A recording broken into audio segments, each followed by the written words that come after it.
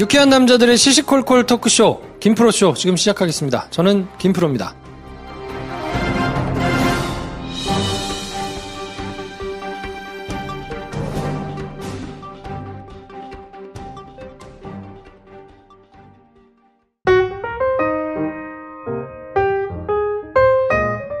네, 김프로쇼 오리지널.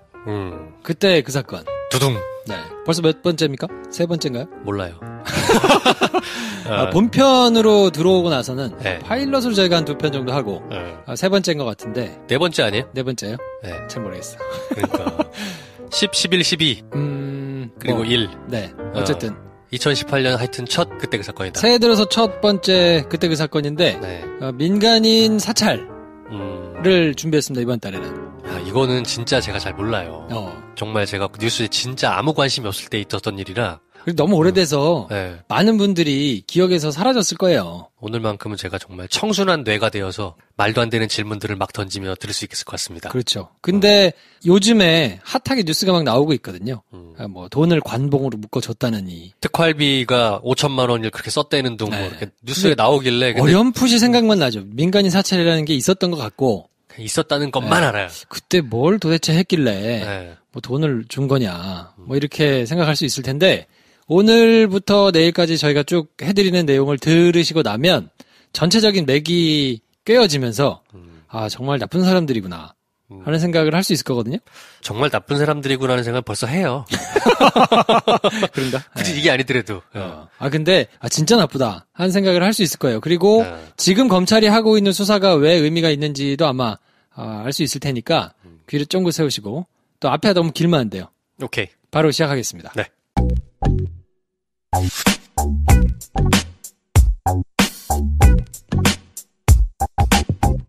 여러분께서는 지금 유쾌한 사람들의 영화 시사 토크쇼 김프로쇼를 듣고 계십니다. 저는 MBC PD 김민식입니다.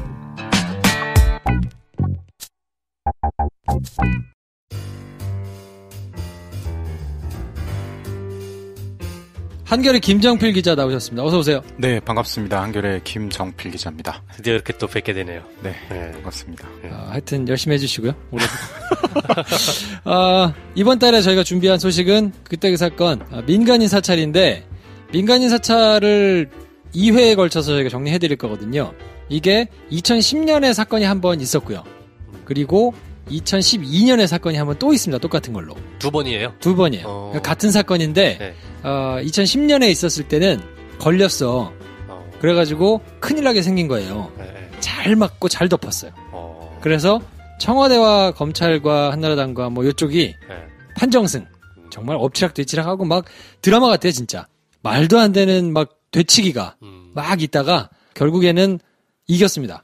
그래서 2010년에는 이슈가 묻히고 사라졌는데 이게 똑같은 내용이 다시 한번 터지면서 2012년에 그때 또 한 번 뒤집어질 뻔했는데 그때도 검찰이 마사지를 잘 해가지고 적당하게 잘 묶고 지나갔거든요. 이게 다 MB 때 얘기인 거죠? MB 때 얘기입니다. 그렇죠. 첫 시점은 이명박 정부 첫 해인 2008년. 벌써 거의 10년 전이네요. 오, 그러네. 10년 전이네. 오늘 2018년이니까 11년 전이죠? 횟수로는. 그렇죠. 예. 그러니까 2008년에 이명박 정부에서 그러니까 네이밍을 좀 하면 그 MB판 사직동 팀? 그러니까 사직동 팀이라고 하면은 예전에 뭐 악행을 저질렀던 사찰하고 다녔던 그런 그 경찰청의 조직이 있는데, 그러니까 MB판 그런 조직을 만들어서 김종익 씨라고 그런 사람을 이제 사찰을 했던 그 2008년에 그 시점이 하나 있고, 이때부터 벌인 그 악행을 검찰이 수사한 2010년. 그러니까 이게 첫 번째 수사고요. 그리고 이 수사가 이제 워낙 부실해서, 그러니까 2012년에 이제 장신수 씨라고 있는데 MB판 사직동 팀에 몸담고 있었던 분이 폭로를 해서. 검찰이 이제 두 번째 재수사에 들어간 2012년 시점을 머릿속에 그리시고, 그러니까 방송을 들으시면 조금 이해하기가 편하실 겁니다. 08년, 2010년, 2012년. 그렇죠. 네. 예. 그러니까 첫 번째 일이 있을 때 2008년에 막 시작해가지고 나쁜 짓을 하다 걸렸어 2010년에. 그래서 그때 검찰 수사가 진행이 됐는데 그때 외신이 보도하기를 뭐라고 보도했냐면 이거는 한국판 워터게이트다 라고 얘기할 만큼 큰 일이었는데 이거를 정말 말도 안 되게 덮었어. 그래서 그냥 쭉 지나가다가 2012년에 다시 터진 거예요. 근데 그때도 동글동글하게 잘 묻었어요.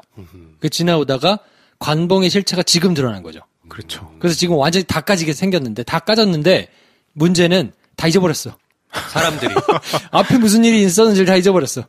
그래서 그거를 전체적으로 맥을 꿰실 수 있게 쭉 한번 설명을 해드릴 테니까. 네. 최근에 민간인 사찰 재수사를 한다고 검찰에서 얘기를 했기 때문에 과거에 어떤 일이 있었는지 설명 듣고 최근에 보도 보시면은 훨씬 좀 사건 이해하시기 좋을 거라고 생각을 합니다. 네. 예.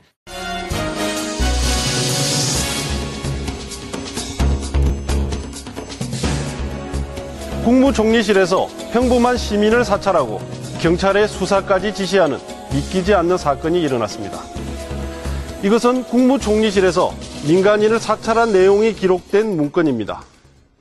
국무총리실에서 경찰의 수사를 의뢰한 공문도 있습니다. 우리는 올 5월 이 문건을 확보하고 이 내용들이 과연 사실인지 확인에 들어갔습니다. 그리고 국무총리실이 사실상 불법적으로 민간인을 사찰했다는 강력한 증거들을 찾아냈습니다. 정부에 의해 사찰당한 사람은 33년간 평범한 샐러리맨으로 살았던 김종익 씨입니다. 그는 정부의 불법적인 사찰 이후 모든 것을 잃었다고 합니다. 이해를 하시려면 처음에 김종익 씨라는 사람을 이해를 해야 되거든요. 김종익이 누구냐? 그냥 평범한 회사원이에요. 그냥 일반인입니다, 일반인. 네. 회사원. 네. 국민은행 계열사. 네. KB 한마음이라는 네. 국민은행 계열사에 무슨 전산 담당하는 무슨 업체였던 것 같아. 네, 그러니까 KB 국민은행은 뭐 굉장히 대형 은행이죠. 그러니까 네. 국민은행에 전산 관련해서 납품을 하는 그런 하청업체. 아주, 네, 하청업체인데 굉장히 규모가 뭐 크진 않은 네. 그 하청업체의 대표로 있던 분입니다. 근데 이 사람이 뭘 했냐면 블로그에다가 그냥 뭐 이렇게 재밌는 동영상을 하나 자기 블로그에다 올렸어요. 근데 그게 뭐냐면 G코라는 G코. 예. 마이클 모어의 C코라고 네. 있잖아요. 네. 그거를 빗대서 유학생이 이렇게 막 패러디물을 만들어가지고 네. G코라고 만들었어요. G는 MB의 MB. 그렇죠. 그 MB 패러디를 해가지고 G코라는 동영상을 만들었는데 거기에 이제 나름 좀 재미가 있으니까 그걸 블로그에다가 자기 블로그에 옮겨놨거든요. 네. 그랬더니 총리실에서 공직윤리지원관실이라는 이제 하여튼 이름이 어려운데 그렇게 안 부르겠습니다. 복잡하니까 총리실에서 네. 이거 봐라 이 새끼 이런 거 올려? 해가지고 그걸 찾았어요. 뒤져봤더니 이게 KB 한마음 다니는 사람이야. 네. 야 털어. 가지고 전방위적으로 싹 텁니다. 배경 설명을 좀 간단히 드리면, 그러니까 2008년에 MB 정부 첫 해에 보통 어느 정부든 첫 해에 뭔가 좀 힘을 발휘하고 네. 정책 실행을 하고 이런 시기에 그때 봄부터였나요? 촛불 집회가 굉장히 서울시청 광장부터 해서 굉장히 좀 많이 이제 주목을 끌 때였는데 그때 뭐 이명박 대통령이 밤에 청와대에서 이렇게 광화문을 굽어보면서 민의를 좀 다시 읽게 됐다 이렇게 아침 말씀까지 이슬이 하셨던. 들렸다는 둥 네, 그러면서. 거짓말했을 거야. 아마. 뭘 어디 가서 봤겠어? 이제 겉으로는 그렇게 얘기했지만 그게 굉장히 좀 트로마가 됐던 것 같아요. 네. 사실 그걸로 인해서 그 해를 그냥 버렸거든요. 그 트로마 때문에 총리실에 이제 사실상 그 사찰팀을 만든 거죠. MB 정부에 반하는 세력들을 그게 이제 공직자든 일반인이든 가리지 않고 그러니까 나중에 밝혀진 건데 피와 구분 없이 자기 편들도 막 사찰합니다. 어마어마하게 그냥 이거는 사조직 같은 거예요. 네. 근데 그게 청와대 밑에 있거든요. 민정수석실 밑에 실제로 공직자들을 사찰하는 이런 조직이 있어요. 근데 그거는 공직자의 문제가 있는지를 살피려고 할 때 쓰는 조직이잖아요. 네. 근데 안 그러려면 일반 사람들은 수사를 해야 되잖아. 그렇죠. 근데 그러려면 법원에 영장을 넣어가지고 수사를 해야 되니까 그렇게 기록을 남기기는 싫고 조져가지고 다 찾아. 문제가 될 만한 애들은. 그러니까 이제 상시적으로 그냥 이렇게 스크린을 하다가 이명박 대통령 지금 욕한다 싶으면 그냥 일단 조사부터 합니다. 그게 공직자든 일반인 개인이든. 이 불법인 거잖아요, 이 사찰. 불법이죠. 완전 네. 불법이죠. 네. 그러니까 전혀 근거가 없고. 말도 안 되는 거지. 네. 그러다가 이제 김종익 씨가 올린 직후 동영상을 보게 되죠. 그래서 사찰 들어갔는데 나중에 그 수사 과정에서 좀 드러난 얘기는 김종익 씨 겉으로는 이제 직후 동영상 때문에 사찰을 했다라고 알려져 있지만 김종익 씨가 노사모 활동을 했고 그리고 그 당시에 이제 노무현 대통령 측근이었던 이광재 의원과 동향이어서 강원도. 예. 네. 그래서 뭐 이광재 의원한테 뭐 후원금을 낸 게 있냐 뭐 이런 것부터 조사를 한 거예요. 그래서 싹 털어가지고 뭘 하냐면 나중에 횡령, 네. 명예훼손 혐의를 고발을 하거든요. 그래서 김종익 씨가 이 촛불 집회에 자금을 댔느냐 아니면 그렇죠. 이광재한테 정치 자금을 댔느냐 이 두 개를 한번 찾아보려고 회사를 다 털어가지고 수사를 했는데 아무것도 안 나왔어요. 그래서 결국은 횡령하고 명예훼손으로 이제 수사를 시작했는데 그 명예훼손 부분만 직권동영상 올렸으니까 그것만 검찰에 가서 그나마도 기소 유예됐어요. 네. 그냥 뭐 쉽게 얘기하면 훈방이에요, 그냥. 그렇죠. 그러니까 얼마나 말이 안 되는 상황이 벌어졌냐면 당시 수사기관도 아닌 총리실의 사찰팀이 KB 한마음 대표 김종익 씨가 있는 그 조직에 있는 직원들을 막 불러서 조사를 합니다. 오. 그러니까 가능한가요, 이게? 근거가 아무것도 없어요. 그때는 그냥 그렇게 했어요. 그러니까 김프로가 일반인 누구 마음에 안 드는 사람 조사하는 거랑 똑같아요. 하고 싶다. 그러니까 뭐 이런 일들이 벌어지고 그리고 경찰에다가 이제 이 부분을 뭐 수사 의뢰를 하는데 경찰에서 뭔가 뭐 이게 좀 뭐 상황이 이상하니까 좀 수사를 좀 긴가민가 하고 이러는 상황이 되니까 뭐 수사를 왜 안 하냐 이러면서 또 압력을 넣습니다.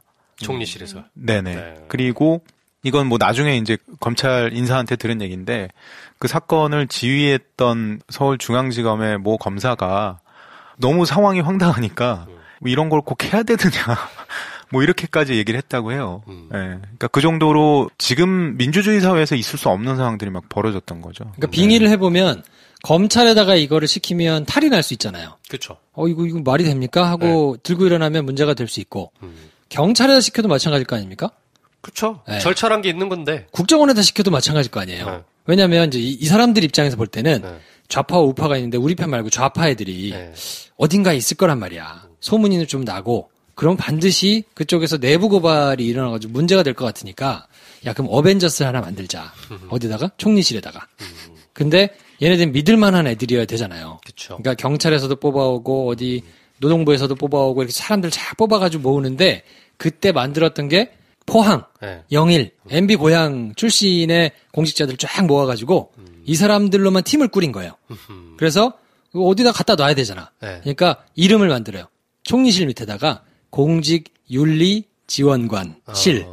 그 이름은 기억나네요. 공직윤리지원관실. 그러니까 공직윤리지원관. 그러니까 이상하게 하여튼 뭔가 이름 하나 만들어 놓고 여기서는 사찰만 하는 거야. 이름만 그거고 사찰한 조직인 거네요. 사찰한 조직이에요. 네. 근데 그렇게 사찰을 시작해가지고 전방위적으로 사람들을 사찰했거든요. 다른 사람들은 몰랐어. 제가 사찰 당하는지도 모르고 알아도 뭐 이렇게 딱히 얘기를 안 했는데 이 김종익 씨는 너무 억울하게 걸린 케이스인 거야. 블로그에 그거 하나 올려가지고. 그거 하나 올렸다가 말도 안 되게 이 사람이 어떻게 됐냐면 나중에 대표를 그만둬요.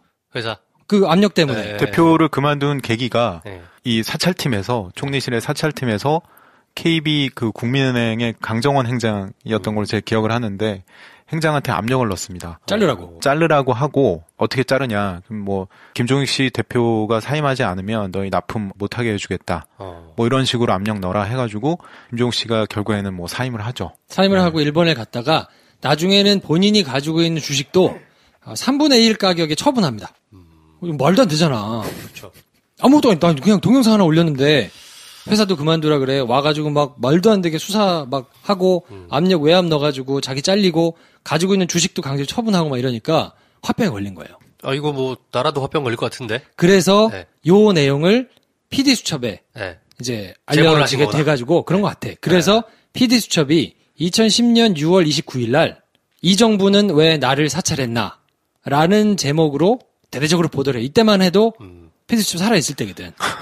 이게 그러면 그 김종익 씨를 사찰해가지고 그렇게 힘들게 했던 거는 2008년 9년 요때? 그렇죠. 오케이. 그게 걸린 거야. 그러니까 PD수첩에서 이제 2010년에 6월 29일 날 이걸 보도를 하고 난리가 났지. 난리가 났겠네. 근데 사람들이 그렇게까지 막 난리가 나진 않았어. 왜냐면 어려우니까. 뭐 민간인 사찰 당했다는데 그런가 보다. 그때 이제 저도 방송 본 기억이 나는데, 그러니까 당시만 해도, 그러니까 일개 개인 한 명, 그러니까 사실 그것도 하면 안 되지만, 일개 개인 한 명의 피해라고들 인식을 했던 것 같아요. 그게 이제 나의 얘기가 될 수 있다라는 생각을 해야 되는데, 그게 아니라 그냥 운이 없어서 사찰 당한 그런 피해자 한 명, 뭐 요 정도의 그 사건 사이즈로들 생각을 해서. 크게 거기에 대해서 뭔가 좀 문제의식들을 갖고 있지는 않았던 그런 기억이 납니다. 그러니까 광우병 파동만 하더라도 야 이래? 쇠고기가 들어와? 그럼 내가 먹고도 죽을 수 있네? 라는 것 때문에 막 사람들이 몰려 나왔던 건데 사찰은 아니 내가 대표도 아니고 나를 뭐 누가 사찰하겠어. 그러니까 그냥 지나가는 이런 이슈였던 거죠. 그러네요. 그러니까 네. 저도 그랬습니다. 네. 아는 사람들만 네. 그러니까 당사자가 된 뭐 총리실, 청와대 뭐 이런 사람들은 이제 발등 불이 떨어졌을 거 아니에요. 큰일이 난 거야. 이걸 어떻게 알았어? 그래가지고 어떻게든 이거를 빨리 묻고 지나가야 되니까 네. 여론도 그렇게 크지 않고 그래서 각종 신공을 쏟아붓습니다. 총리실이 먼저 진상조사에 착수하죠. 쇼잉을 하는 거야. 조사하는 것처럼. 그래가지고 막 조사를 한 다음에 해당 맨 밑에 있던 3명. 공직윤리지원관실의 맨 밑에 3명? 맨 밑에 있던 이제 3명을 직위 해제를 하고. 이게 조금 문제가 왜냐면 그 사람은 당연히 와가지고 뭐 당했다고 하고 있을 거 아니야, 특정인이. 그렇죠. 그 사람들만 3명을 직위 해제하고, 이거 문제가 있다. 이거 더 잘하겠습니다. 조직 개편도 하고. 그러면서 검찰에다가 수사 의뢰를 해요. 국무총리실이 오늘 민간인 불법 사찰을 공식 인정하고 관련자들을 검찰에 수사 의뢰했습니다. 총리실은 직권남용 혐의가 의심된다고 밝혔습니다. 먼저 장미일 기자가 보도합니다. 국무총리실이 오늘 사흘간의 조사 결과를 발표하고 공직윤리지원관실에서 민간인 사찰이 이뤄졌다는 점을 시인했습니다.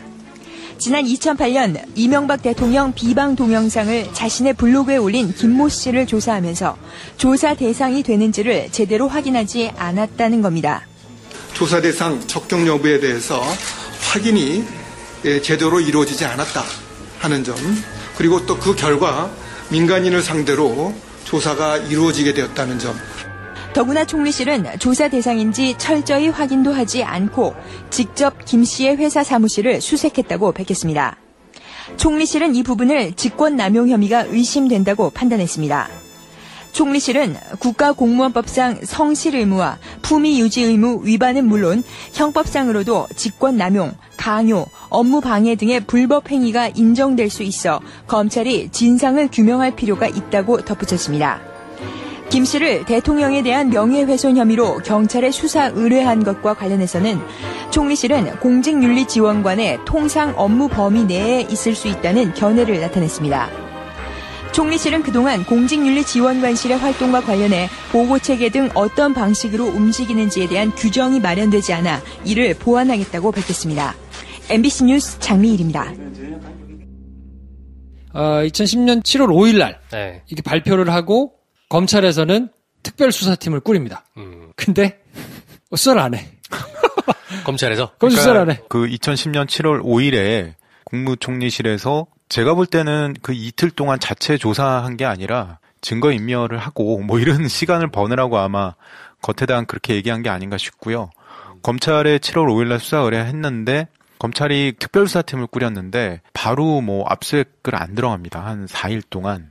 그리고 7월 9일부터인가 뭐 사람 부르고 압수수색하고 뭐 이렇게 수사를 들어가는데 나중에 이제 밝혀진 걸로는 7월 5일에서 9일 그 4일 동안에 총리실에서 증거인멸을 다 합니다. 집중적으로. 네네. 그 하드디스크를 수원에 있는 그런 뭐 전문 업체에 가서 이레이징하고 뭐 디가우징이라고 하는데, 그러니까 쉽게 얘기하면은 뭐 프로그램 써서 파일을 없애거나 아예 그냥 폐기하듯이 그냥 때려서 그냥 없애는 거예요. 그러니까 그런 식으로 증거인멸 다 합니다. 그렇게 시간을 거의 좀 벌어준 그런 상황이 됐던 꼴인 거죠. 그 진도를 나가기 전에 제가 이제 질문하고 싶은 게 하나 있어요. 사찰을 했다고 하는데 사찰이라 하면 정의를 어떻게 해야 되는 거예요? 무슨 짓을 어떻게 했고 어디까지 했다? 쉽게 얘기하면 나쁜 짓을 하잖아요. 그러면 법을 위반했을 거 아니에요. 그러면 법을 위반했는지 여부는 수사기관이 수사를 하죠. 혐의를 가지고 이 사람이 요런 법을 위반했으니까 이거 나쁜 짓이니까 수사를 받아야 되겠네. 그러면 그거를 수사기관이 알아서 찾아가지고 수사를 하는 경우도 있고 그걸 다 알 수는 없잖아요. 그러면 누군가 고소를 하거나 피해자가 아니 피해자는 아니지만 옆에서 보니까 이 새끼 안 돼요. 고발을 하거나 그러면 그거를 알게 된 수사기관이 수사를 하는데 아무렇게나 수사할 수는 없으니까 강제력을 행사해가지고 뭐 신체를 붙잡아 있거나 재산을 뭐 이렇게 붙잡아 있거나 이러려면 법원에다가 허락을 받아야 돼요. 이런 점이 있으니까 이 새끼 수사를 해야 되겠습니다. 그럼 수사하세요. 그럼 그거에 대해 수사를 하는 거거든요. 그거는 법적인 근거를 가지고 강제 수사를 공권력이 하는 거죠. 근데 아무런 권한이 없는 조직에서 그런 걸 그냥 하는 거예요. 남의 회사에 가서 뒷조사도 해보고 사람 불러다가 와봐. 그래서 막 부르라고 막 하고 외압도 행사해가지고 자르라고도 하고 아무런 법적인 근거가 없이 사람을 조사를 하는 거죠. 이게 약간 헷갈렸던 거야. 사찰이라고 하면 내가 사찰당하는지 모르는 채 나의 통신 내역, 금융거래 내역 이메일 같은 거 이런 것들을 내가 사찰당하는지 모르는 채 뒤에서 그냥 살짝 본다는 것까진 건지 아니면 내가 물리적으로 그 사람들한테 불려다니면서 조사까지 하는 건지. 그러니까 김종익 씨 같은 경우는 둘 다 했고요. 둘 다 당한 거고 큰 의미에서 보면 그렇게 나이가 모르는 사이에 다 뒤져보는 것도 사찰이 맞아요. 그렇죠. 네. 그러니까 사실은 뭐 사찰하고 뭐 범죄 정보 수집, 뭐 감찰 이런 것들이 경계가 굉장히 모호하죠. 모호하죠. 네. 그러니까 예를 들면은 검찰에서 수사할 때 김프로가 만약에 피의자면 김프로의 그 계좌를 볼 거 아닙니까? 네. 영장을 받아서. 그럼 김프로 영장 돈 진짜 없다 얘 모르. 좀 도와줘야 되겠네요. 그 김프로 계좌만 보는 게 아니거든요. 네. 김프로한테 입금되거나 송금한 그런 연결 계좌들을 다 봅니다. 그러니까 사실상 수사 활동을 할 때도 일정 부분 피의자와 연결된 사람들의 개인 정보들을 보는 거죠. 그렇죠. 근데 그게 이제 워낙 위험하기 때문에 그쵸, 위험하지. 법적인 장치를 마련해 둔 거죠. 그래서 법원의 허락을 받아라. 왜 이 사람 걸 뒤져봐야 되느냐. 이런 의심점이 있어서 봐야 되겠는데요. 그러면 의심되네. 보세요. 라고 하면 그제서야 볼 수 있는 건데 그걸 그냥 다 뒤져서 본 거예요. 그런 거 없이 그냥 싹 털어봤다. 네, 털어본 거에다가 더해서 실제로 사람 불러다가 조사도 하고 무슨 권한으로. 그 모르는 사람 입장에서는 조사를 한다니까 그냥 조사 받는데 막 불러다가 자료도 갖고 오라 그래. 막 고압적으로 가가지고 조사도 하고 뭐 이런 것들을 한 거죠. 그리고 결국에는 외압을 행사해서 직장도 잃게 하고 가지고 있는 주식도 팔게 하고 막 이렇게 했으니까 이건 사실 어마어마한 일인 건데 광범위하게 좀 쉽게 말씀드리면 권한이 없는 사람들이 개인의 일상을 무단으로 엿본 거로 이해하시면 됩니다. 조폭이군요. 네. 완전 조폭이죠. 그렇게 보시면 됩니다. 그러니까 총리실이 조폭짓을 한 거니까 굉장히 큰 일이고 자기들은 알아요. 이게 얼마나 어마어마한 일인지. 그러니까 다른 사람들은 크게 뭐 공감이 안 돼가지고 그냥 지나갈 수 있어도 자기들은 이게 굉장히 어마어마한 일이라는 걸 알기 때문에 걸리면 큰일 나는 거예요. 그러니까 덮으려고 노력을 하는데 짱구를 잘 굴리죠. 청와대와 총리실과 검찰이 짱구를 셋이서 잘 굴립니다. 근데 뭘 하냐면 총리실이 먼저 자체 진상조사를 한답시고 했잖아요. 사실은 그때 이제 증거인멸을 막 열심히 했는데 싹 다 하고. 네. 그리고 쇼잉은 해야 되니까 검찰에다가 수사 의뢰를 하니까 검찰에서는 그걸 받아가지고 시간을 뭉갭니다. 한 4일 동안. 압수수색 안 해요. 압수수색 왜 안 합니까? 물어보니까 아니 고발 수사 의뢰만 받아가지고 바로 어떻게 압수수색을 하냐. 그거는 진짜 법적인 상식이 없는 사람들이다. 막 이따위 소리를 하면서 막 오히려 자기들이 호통을 치면서 4일 동안 시간을 줘요. 이제 다음 편에 말씀드리겠습니다만 그 기간에 코치도 해주죠. 지워라 이거 빨리. 뭐뭐 지우고 뭐뭐 지우고 빨리빨리 해. 그러니까 이러고 있는 동안에 청와대는 또 가만히 있기 뭐 하잖아요. 그러니까 청와대에서 뭐 하냐면 대대적인 조직 개편을 하겠다고 해요. 청와대 조직을 개편하겠다. 그리고 총리실에서도 총리실 개편을 하겠다. 그러면서 우리가 조금 문제가 있는 게 있는데 이거는 그냥 밑에 있는 공무원들이 개인적으로 일탈을 한 거니까 우리가 한번 좀 바로잡겠다라고 막 설레발을 치죠. 이명박 대통령이 이런 얘기를 했었죠. 어설픈 사람들의 권한 남용이다. 이런 식으로 이제 어떤 가이드라인을 주면서 수사가 이제 딱 그 가이드라인에 맞춰서 가죠. 그래서 나름대로 자기들이 짱구를 굴려가지고 이렇게 그냥 싹 묻으려고 이제 작전을 펼친 거예요. 어느 정도 잘 먹혔습니다. 그런데 청와대에서 아차 싶은 게 하나 나와요. 뭐냐면 정두원 의원이 쓸데없는 얘기를 합니다. 뭐라고 얘기를 하냐면 사실은 이런 식의 권력 암투가 옛날부터 있었다. 그리고 인사에 개입한 의혹을 따져보면 100가지도 넘을 거다. 이러면서 내부 총질을 해요. 그때 이미 개국공신인 정두원 의원이 좀 갈라섰을 때. 팽당했을 때죠. 팽당하고. 그러니까 정두원이 갑자기 이런 말을 하니까 이게 갑자기 다 꺼져가는 불에 불이 붙은 거야. 그러니까 MB가 경고를 하죠. 정두원한테. 이러지 말아라. 결국에는 나중에 구속됩니다. 다른 뭐 저축은행 비리 뭐 이런 건으로. 돈 받은 무죄가 났죠. 무죄가 났죠. 약간 이해가 안 가는 부분이 정두원이 주장한 인사 개입이 있을 것이다라는 것이 겨냥하고 있는 상대가 누굽니까? 그러니까 지금 본인은 개국공신인데 본인이 들어가가지고 그래도 뭔가 나름 이렇게 한 자리를 할 줄 알았는데 팽을 당했단 말이에요. 왜 팽을 당했냐면 이 영포의 라인 때문에 그런 거거든요. 동양의 출신의 사람들이 쫙 이렇게 차고 들어오면서 이 사람들이 약간 이 호위무사처럼 막 이렇게 전횡을 휘둘렀기 때문에 그거를 보고 있었던 그리고 팽당했던 정두원이 이제 열받은 거야. 잘 걸렸어. 하고는 슬쩍 얘기를 한 거죠.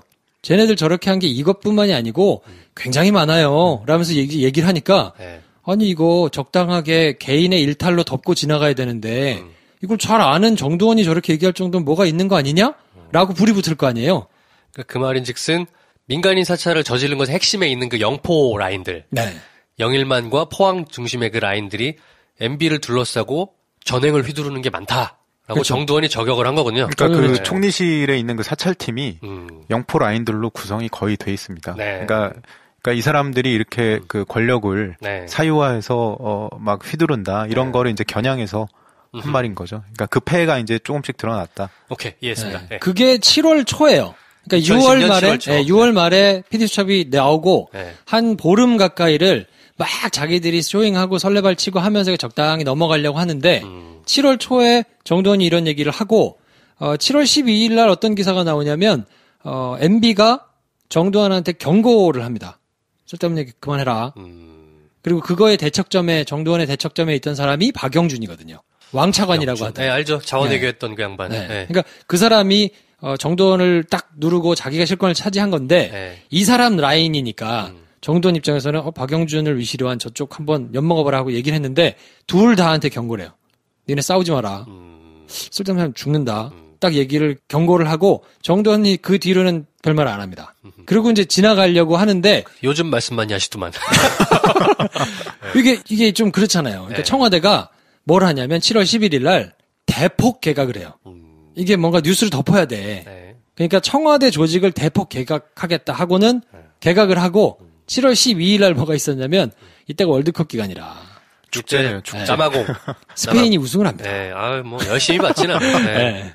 그리고는 날방송에서 봤죠, 날방송에서. 그리고는 이 시기에 한나라당의 전당대회가 있었어요. 그래서 이제 대표가 누가 되느냐를 가지고 이제 막 목신각신 하다가 결국 7월 14일 날 안상수가 대표가 되면서 친정 체제가 완성이 됩니다. 딱. 그러니까 안팎으로 다 이제 MB가 마음대로 할 수 있는 구조가 딱 완성이 된 거예요. 오케이. 그랬는데 7월 말에 무슨 얘기가 터지냐면 얘네들이 그냥 민간인 하나만 사찰한 게 아니고 국회의원도 사찰하고 뭐 이런저런 사람들을 마구 사찰하고 다녔다라는 기사가 뻥 하고 나옵니다. 국회의원이나 이런 사람들이 사찰당했다는 거는 본인이 모르게 뒤에서 살짝 이거 그렇죠. 이 정도 그렇죠. 있겠네요. 네, 그렇죠. 왜냐면 국회의원이 힘이 있으니까 만약에 나를 오라가라 했다면 더 문제가 셌을 텐데. 그럴 순 없지. 그지? 그러니까 김종익은 민간인이었기 때문에 그리고 잘 몰랐기 때문에 와서 막 이렇게 했지만 나머지 사람들은 모르게 뒷조사를 열심히 하고 다니면서 막 그러니까 법적으로 권한이 없는 사람들이 막 영장을 받아야 할 수 있는 거를 진들 마음대로 하고 다니는 게 사찰이거든요. 오케이. 근데 그렇게 한 거를 국회의원도 하고 국회의원을 했으니 뭐 다른 사람 안 했겠어요? 막 일반인도 하고 막 전방위로 하고 다녔던 게 기사가 나와. 그 기사 내가 썼어. 그때 나온 사람이 누구냐면 남경필이에요. 그러니까 한나라당의 남경필 의원도 사찰을 할 정도니 민주당은 안 했겠어? 아니, 더 많이 했겠지 뭐. 그래서 기사를 썼는데 그 다음날 막 남경필 신나가지고 막 국회 나와가지고 막 난리가 난 거야. 그래서 발칵 뒤집히는 그 뉴스가 있으면서 그 시기에 영포회가 수면 위로 확 드러납니다. 그 전까지는 영포회 이런 얘기가 없었어요. 그냥 뭐 개개인이 그렇게 했나 보다 했는데 야 영포회라는 게 있대. 그리고 이렇게 사찰을 한 조직이 아주 조직적으로 모여가지고 자기들끼리 으쌰으쌰 무슨 단합대회도 하고 그게 뭐 만들어가지고도 하고 막 이런 걸 했대라는 게 이때 뻥 터져 나왔어요. 그랬더니 영포회가 실체가 있다. 그랬더니 그때 이제 7월 달에 적당히 덮어가지고 개각도 하고 월드컵 특수도 있고 막 이러면서 지나갈 뻔했던 게 7월 말에 이게 빵 터지고 나가지고 굉장히 지금 수세에 몰리게 되죠. 네. 그 남경필 당시 뭐 부인도 막 사찰하고 그랬었죠. 네. 남경필은 왜 사찰을 한 걸까요? MB한테 까부니까. 까불었나요, 그때? 소장파라고 하지, 소장파. 그러니까 정확한 워딩은 기억나지 않는데 비판적인 그런 견해들을 좀 여러 밝히고 이러니까 영포라인 쪽에서는 좀 약간 정말 눈에 가시었겠군요. 고깝게 보였겠죠. 그러니까. 그래서 이제 7월 달에 한참 뭐 그냥 지나가려고 하다가 뭐가 시작되냐면 이 정도 되면 검찰이 이제 쭉 수사가 진행이 될 때잖아요. 그렇지. 그래서 그 꼬리 자르기로 3명이 문제가 돼가지고 이제 기소가 됐었잖아요. 기소는 되기 전인데 수사가 진행될 때인데 그 3명 중에 제일 윗대가리에 있던 이인규 공직윤리지원관 그 사람을 구속합니다. 이 이인규 씨가 검찰 이인규 씨 아니죠? 그 사람 아니에요. 네, 아니죠? 헷갈리지 말아주세요. 유명한 검찰 이인규는 저 노무현 전 대통령 수사를 했던 웃던 양반.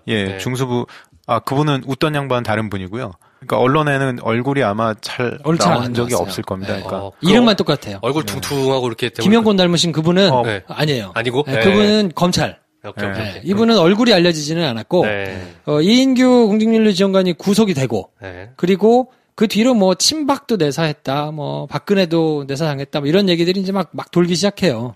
그러니까 이때 뭘 했냐면 민주당이 이거는 권력형 게이트다. 그러면서 대대적으로 반격을 하고 나왔죠. 한나라당은 아니다. 이거는 그냥 공무원 개인이 일탈한 거다. 이러면서 이제 지리한 공방이 막 시작되거든요. 근데 7월 말에 뭐가 있었냐면 재보선이 있었어요. 그러니까 이게 선거에 놓고 안 좋은 거야. 선거 앞에 두고. 그렇죠. 근데 그래서 이렇게 열심히 덮으려고 했구나. 재보선이 있으니까. 난리를 치고 한나라당에서는 물타기 하고 막 공방이 있다가 7월 28일 날 재보선이 있었는데 8군데에서 재보선 했거든요. 5군데에서 한나라당이 이깁니다. 전국 8개 지역에서 치러진 국회의원 재보궐선거에서 한나라당이 5곳을 이겨 사실상 완승을 거뒀습니다. 최대 승부처였던 서울 은평을은 박빙의 승부가 예상됐지만 한나라당 이재호 후보가 초반부터 앞서 나가면서 싱겁게 끝났습니다. 인천 계양을에선 민주당 우세 예상을 뒤엎고 한나라당 이상권 후보가 당선됐습니다. 충북 충주의 한나라당 윤진식 후보는 가장 많은 표차를 기록하며 일찌감치 승부를 결정지었습니다. 초박빙의 치열한 승부가 펼쳐졌던 강원도 철원, 화천, 양구, 인제에선 한나라당 한기호 후보가 가장 늦게 당선을 확정했습니다. 충남 천안을에선 한나라당, 민주당, 자유선진당이 3파전을 벌인 끝에 한나라당 김호연 후보가 최종 승자가 됐습니다.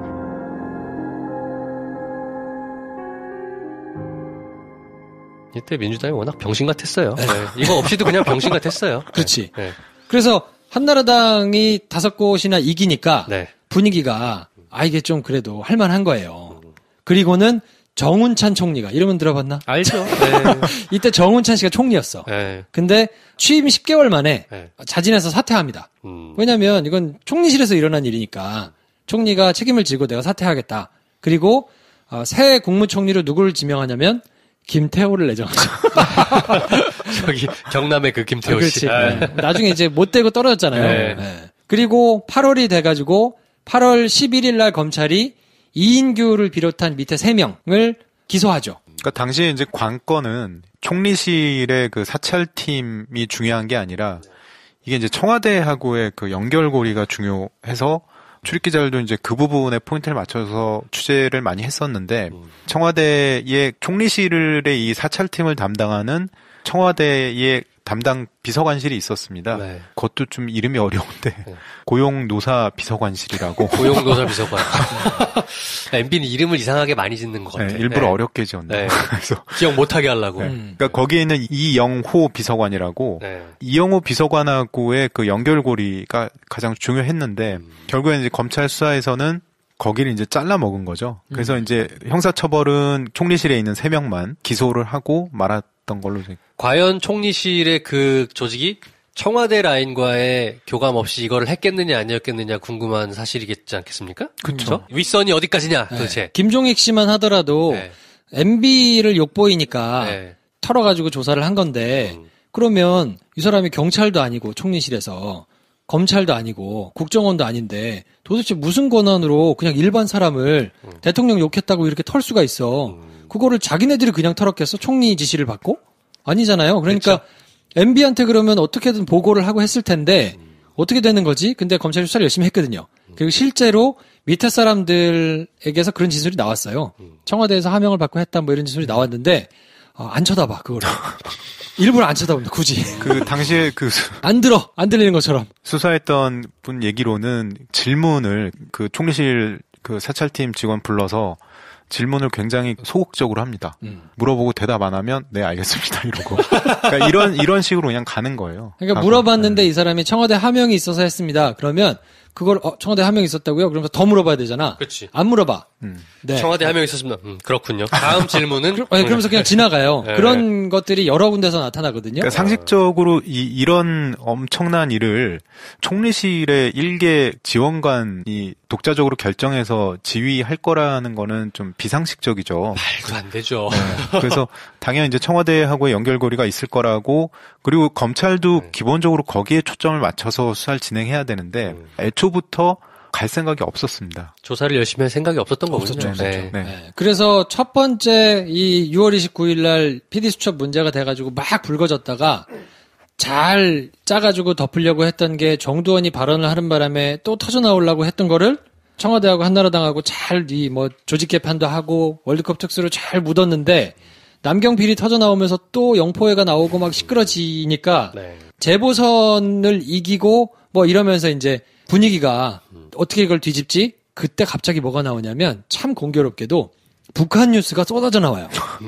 제가 나중에 찾아보니까 그때 목함지뢰라는 게 있었어요. 목함지뢰 기억나죠? 네. 네. 그래서 이것 때문에 이제 나무 상자에 담겨 있는 지뢰인데 물난리가 나서 다 떠내려 왔는데 이게 난리여가지고 막 이제 목함지뢰가 한참 뉴스가 되고 그 뒤에 이제 북한이 NLL 넘어가지고 해안포를 110발이나 발사하고 난리가 막 목함지뢰 8월 1일 해안포 110발 발사했다는 게 8월 9일.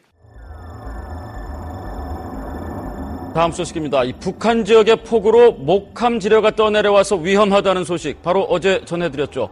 결국 이 목함지뢰가 터져서 한 명이 숨지고 한 명이 다쳤습니다. 어제 북한이 서해상에 발사한 해안포 가운데 일부가 북방 한계선 남쪽에 떨어진 것으로 확인되었습니다. 우리 해역에 포탄이 떨어진 것을 우리 군은 어제는 왜 몰랐는지, 북한의 계획적인 도발이 분명한데 왜 대응 사격을 하지 않았는지. 그리고는 8월 11일 날 검찰이 꼬리 자르기를 해서 3명을 기소를 합니다. 그러니까 일단락된 거지. 그러니까 이 검찰의 수사 발표를 놓고 당연히 비판적인 기사들이 나왔는데 조선일보와 동아일보마저도 꼬리 자르기라고 막 비난 기사를 쓰거든요.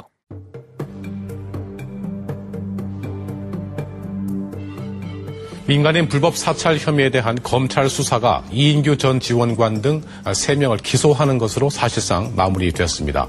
한 달 넘게 수사했지만 몸통 개입 의혹에는 접근조차 하지 못했습니다. 백순규 기자의 보도입니다. 검찰은 이인규 전 공직윤리지원관과 김충곤 점검 1팀장을 구속 기소했습니다. 실무자인 원모 씨는 불구속 기소했습니다.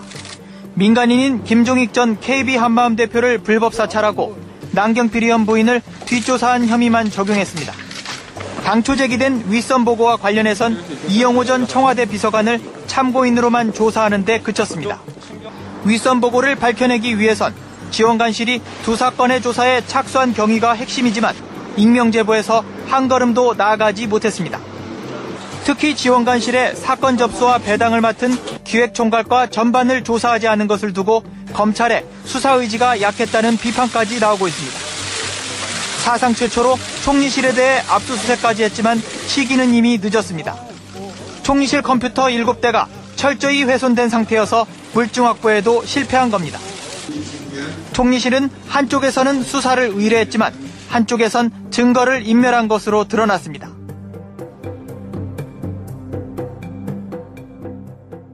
근데 어쨌든 지나갔지, 그냥 조용히. 부실 수사. 그게 지적을 다 했다 이거죠. 그렇죠. 그러니까 그 선거가 저는 개인적으로는 굉장히 컸다고 보는데 선거가 나름 중간 평가할 수 있는 그런 계기가 됐던 선거인데 여기서 만약에 그 참패를 했다면 한나라당이 굉장히 좀 핀치에 몰리는 그런 상황이었는데 여기서 상당히 좀 이기니까 자신감이 들었던 거죠. 그냥 묻고 가자. 막 했겠군요. 네. 그리고 그때 재보선 때 이재호가 귀환을 하거든요. 우리 또 특임 장관 하셨죠. 네. 나와가지고 이때 돌아다니면서 막 해가지고 귀환을 했어요. 그러니까 완전히 장악을 한 거예요. 민주당이 얘기하는 것도 약간 약발이 안 먹히고 대표를 가네 마네 막 이러면서 막 자기들끼리 싸우고 난리가 났거든요. 거긴 그때 생각하기도 싫어. 네. 그렇게 8월이 그냥 스무스하게 지나갑니다. 네. 그러다가 뭐가 있었냐면 G20 정상회담이라는 게 있었거든요. 그 G20. 네. G20 정상회의가 11월에 있었는데 이때부터는 이제 언론에서 D-Day 100일이다부터 시작해가지고 KBS는 거의 난리가 났었죠. 계속 이제 G20 어떻게 될 거냐 이걸 가지고 이제 막 나오면서 자연스럽게 그냥 묻혀가지고 지나갔거든요. 근데 11월 2일 날 뭐가 있었냐면 대정부 질문에서 민주당 이석현 의원이 영부인이 로비의 몸통이다. 김민옥이? 주장을 하면서 청와대에서 대포폰을 총리실에다가 지급해줬다. 이런 거를 이제 뻥 터뜨립니다. 네, 첫날 국회 대정부 질문에서 야당은 청와대를 향해 거센 공세를 퍼부었습니다. 민간인 사찰에 이른바 대포폰을 사용했다는 의혹 등을 제기했습니다. 총리실의 불법 사찰 사건과 관련해 야당은 공직윤리지원관실이 청와대가 제공한 남의 명의의 이른바 대포폰을 이용했다고 밝혔습니다. 5개의 대포폰이 발견되었는데 그 대포폰들은 그대로 청와대에 전달되었다고 합니다. 나아가 대우조선해양 사장의 연임 로비 의혹에 대통령 부인 김윤옥 여사가 관련됐다는 의혹도 제기했습니다. 2월 15일 날 정동기 수석은 민유성 산업은행장을 만나 김윤옥 여사의 뜻을 전달합니다. 연임의 뜻. 한나라당은 근거 없는 명예훼손이라며 강력히 비난했고 청와대도 소설 같은 주장이라고 일축했습니다. 영부인의 실명까지 거명하면서 본인이 작성한 도표를 근거라고 우기면서 수레설, 연임 로비 운운한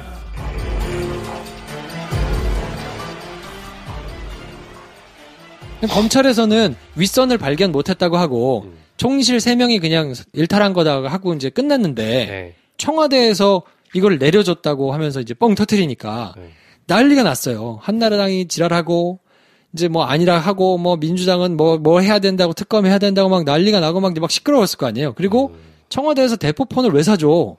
대포폰 있었으면 이걸로 지시한 거 아니야? 이러면서 다시 불이 막 붙어요. 근데 여기 질문. 김민옥 여사가 로비의 몸통이다. 무슨 로비?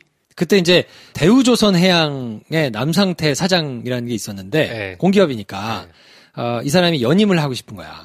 그러니까 연임을 하려고 김윤옥 여사한테 이 뭔가 로비를 해가지고 했다라는 거를 터트리면서 대포폰을 같이 터트려요. 두 건을 터트린 거군요. 뭐가 세겠어? 영분이 셀 거 아니에요. 그래서 이제 그걸 가지고 한나라에서는 막 뭐 윤리위에 제소해가지고 뭐 넘긴다고 하고 막 난리지라. 그리고 그때 이제 대정부 질문 때 얘기를 했으니까 면책 특권을 이용해서 뭐 쓸데없는 뭐 한 거라는 등 막 이제 막 시끄러웠어요. 근데 그 민주당 진영에서는 이때만 해도 엉망인 게 그만하자 그래. 내부적으로. 야, 저 영부인 얘기는 그만하자. 왜냐면 이 대포폰 뉴스도 센 건데 이게 자꾸 묻혀. 그러니까 이거 좀 그만하면 안 될까? 그러면서 자기 내부적으로 막 찌그락찌그락 하면서 싸워요. 대포폰도 사실은 굉장히 중요했던 게 증거 인멸을 하고 나서 총리실에서 청와대에서 대포폰을 총리실에 있는 사찰팀 직원한테 줍니다. 그걸로 이제 통화를 하거든요. 그러니까 그 대포폰의 존재는 뭐냐면 청와대에 커넥션이 있다는 그런 증거물이라서 굉장히 지금 의미가 있었던 그런 내용이었죠. 지금 같으면요, 뭐 청와대에서 대포폰 썼다는 게 대단히 뭐 놀랍지도 않은 시절이 되긴 했지만 이때는 굉장히 심각했지. 박근혜 정부는 대포폰을 일상적으로 너무 많이 썼잖아요. 전화 요금만 몇 천만 원 쓰고. 기본적으로 청와대에서는 대포폰을 쓰면 안 됩니다. 근데 이때 이 대포폰의 존재가 처음 알려지면서 굉장히 좀 주목을 끌었었죠. 그리고 이때가 한참 그게 이제 보이스피싱의 기승을 부리던 때거든요. 아, 그렇죠. 당황하셨어요, 요거. 그리고 그 보이스피싱의 주범격이 대포폰하고 대포통장이어서 이걸 어떻게 할 거냐, 어떻게 근절할 거냐, 막 이걸 대책을 경찰에서 굉장히 많이 내고 그랬어요. 근데 이 대포폰을 청와대에서 썼다 그러니까 난리가 난 거잖아요. 근데 민주당 내부적으로도 꼬여가지고 이때 당시에 원내대표가 박지원이었거든요. 그래서 11월 4일 날 뭐라고 얘기하냐면 휴전을 제안합니다. 이게 직접 개입한 증거가 될 수 있는데 대포폰이 청와대가 직접 개입한 증거가 될 수 있는데 이슈가 가려지니까 김윤옥 얘기는 이제 그만합시다 라고 내부에서 얘기를 하니까 한나라당이 신났지. 호기 있게 그렇게 얘기하던 거 어디 가고 쓸데없이 이거 정쟁이나 하려고 했다고 오히려 역정을 내면서 한나라에서 막 난리를 쳐요. 정호김 대변인이 이제 막 그렇게 난리를 쳤는데, 그러니까 이걸로만 덮어지기가 약간 애매한 거예요. 그래서 또 한 번 청와대와 검찰이 수를 만듭니다. 그래서 대대적으로 뭘 하냐면 수사를 하는데 국회의원들을 상대로 수사를 해요. 청목회 사건이라고. 이름은 참 청초한 기억나나요? 이름인데. 청목회 사건? 이건 잘 모르겠다. 잘 기억 안 나죠? 이게 뭐냐면 청목회라는 청원경찰법을 이제 만들어야 되는데 청원경찰법 개정안 처리를 이제 해야 되는데 뭐 법 개정하려면 국회의원들한테 해야 되잖아요. 그러니까 국회의원들한테 다 쪼개기 후원을 해. 1,000만 원 이상씩 합법을 가장해가지고 막 이렇게 몰아주기 후원을 하면서 법을 개정해달라고 했다. 그러니까 이거는 사실상 뇌물이다. 뭐 이러면서 민주당이 막 들고 일어나가지고 저렇게 대포폰 난리를 치니까 민주당만 수사를 하면 당연히 저거는 표적 수사라고 할 거 아니에요. 뭐 야당 탄압이라고 하겠지. 네. 그러니까 전방위적으로 다 합니다. 한나라당, 민주당, 그때 자유선진당이 있었는데 자유선진당 다 해요. 그래서 무더기로 의원들한테 전부 다 막 뇌물을 받았다고 이제 수사를 막 검찰에서 전폭적으로 막 하거든요. 전방위적으로 하는데 이걸 또 중앙지검에서 하면 티나잖아. 그러니까 중앙지검에서 안 해. 이건 북부지검에서 했어요. 시청자 여러분 안녕하십니까? 이 검찰이 청목회로부터 입법노비용 후원금을 받은 여야 국회의원 11명의 사무실을 동시에 압수수색했습니다. 네, 후원금을 불법적인 방식으로 제공한 정황도 포착했습니다. 먼저 장덕수 기자입니다. 검찰이 오늘 압수수색한 국회의원 후원의 사무실은 모두 11곳. 당시 국회 행정안전위원장이었던 조진영 의원 등 한나라당 의원 5명과 청원경찰법 개정안을 발의한 최규식 의원 등 민주당 의원 5명, 그리고 이명수 자유선진당 의원입니다. 검찰은 이들이 지난해 청원경찰법 개정 당시 청목회로부터 1,000만 원 이상의 후원금을 받은 것으로 파악하고 있습니다. 특히 이들 가운데 일부는 후원금을 계좌로 받는 대신 현금 다발로 받은 것으로 전해졌습니다. 검찰이 불법 정치자금으로 보는 이유입니다. 검찰 관계자는 일부 의원 보좌관들이 후원금을 현금으로 받은 뒤 별도의 후원자 명단을 선관위에 제출한 정황을 포착했다고 말했습니다. 당시에 이거 수사했던 분한테 나중에 직접 들은 얘기인데 고위 관계자였는데 본인의 얘기는 그거예요. 정치적인 상황에 대한 고려는 전혀 하지 않았고 없었다 하겠지. 네, 없었다. 있었다 하겠어 그러면? 굉장히 편한 자리에서 술 먹다가 얘기해서 좀 솔직하게 얘기하실까 했는데 그러니까 전혀 없었고 대검에서 첩보가 생산돼서 그 북부지검으로 간 거거든요. 그 제가 첩보를 생산한 수사관도 만났는데 뭐 그런 첩보 생산된 것도 좀 오래됐다고 해요.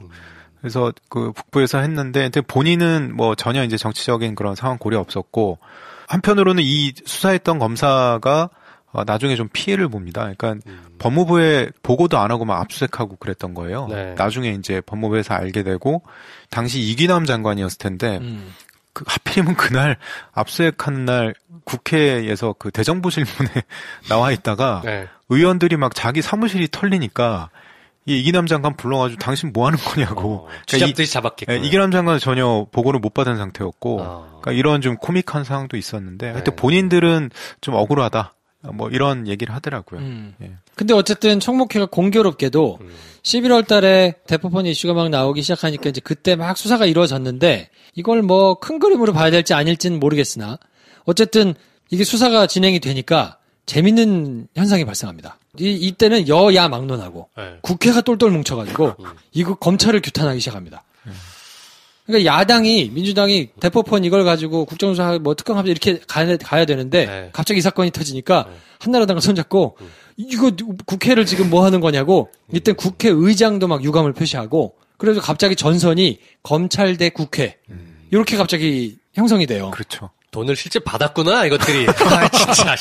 아 정말. 그래서 어쨌든 우리부터 살자고 이제 막 야당이 공동 대응을 선언하고 검찰 소환 조사를 거부합니다. 네, 그리고는 민간인 사찰에 대해서는 국정조사를 추진하자 그랬는데 힘이 좀 빠졌지. 지금 자기들 지금 살기가 바쁜데 이미 앞선 수사에서 김을 다 빼놓은 상태여서 동력이 좀 상실됐죠. 그렇게 하고 있는 사이에 11월 10일부터 12일까지 뭐가 있었냐면 G20가 열립니다.